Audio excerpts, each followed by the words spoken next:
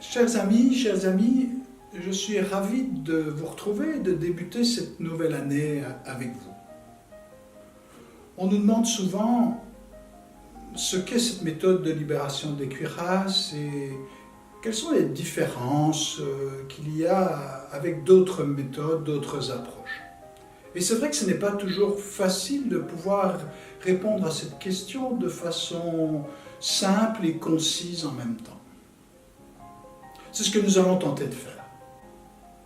Vous serez d'accord avec moi pour dire que notre personnalité s'est construite à partir d'expériences vécues dans le passé. Et en plus, les neurosciences nous disent que c'est dans le corps qu'est enregistrée la majeure partie de notre personnalité. En effet, nous nous souvenons des événements grâce aux ressentis qui les accompagnent, les émotions, les sensations que nous pouvons vivre à ce moment-là.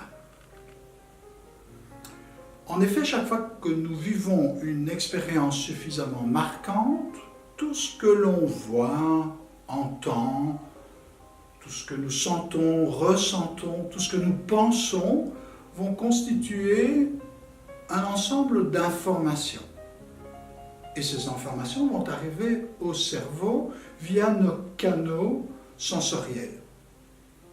Et une fois arrivées au cerveau, ces informations vont activer un ensemble de neurones qui vont se connecter ensemble pour créer un réseau neuronal.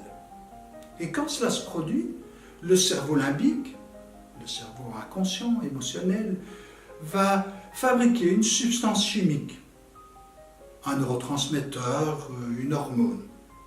C'est ce qu'on appelle émotion-sentiment.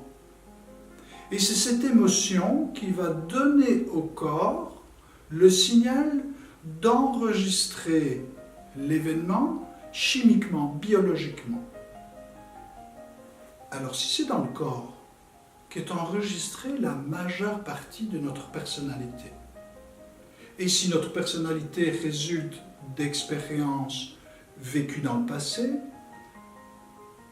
mais c'est dans le corps qu'il nous faut vivre une nouvelle expérience dans le présent, si nous voulons libérer, changer ces conditionnements du passé. Si mes épaules sont tendues, empêchant ainsi mes bras de bouger de façon libre, voire même d'être douloureux, je peux décider par la volonté de vouloir faire bouger mes bras à tout prix. Mais généralement, ça ne fonctionne pas parce que quand vous agressez un muscle, une articulation, ça va activer encore plus ces mécanismes de protection, de défense. Par contre, si j'autorise mon bras progressivement en douceur à vivre un mouvement qui va lui procurer un certain plaisir, permettant ainsi de retrouver dans le corps une certaine fluidité, une certaine liberté dans le geste. Je vais ainsi réapprendre à mon corps qu'il peut bouger sans douleur. Et c'est cette douceur, cette bienveillance dans le geste qui va vous permettre progressivement de faire l'expérience de la douceur, de la bienveillance, de la patience, de la compréhension envers vous-même. Alors que depuis des années, vous pensez que vous êtes maladroit, vous êtes nul à la hauteur. Ce n'est pas le mouvement seul qui permet la libération des tensions, des cuirasses. Mais c'est la façon dont vous vivez ces mouvements, avec accueil, bienveillance pour vous-même, dans la présence et la conscience de ce qui se passe dans votre corps, de ce que vous vivez au moment où vous vivez ces mouvements. Et cette nouvelle expérience vécue dans le corps va engendrer de nouvelles pensées, libérant ainsi les croyances du passé.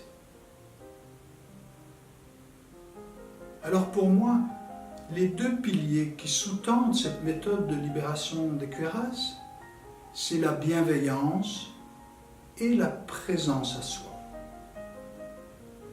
Alors c'est ce que je vous souhaite pour cette nouvelle année. Amour de vous-même, présence à vous-même, amour et présence aux autres. Bonne année et à bientôt.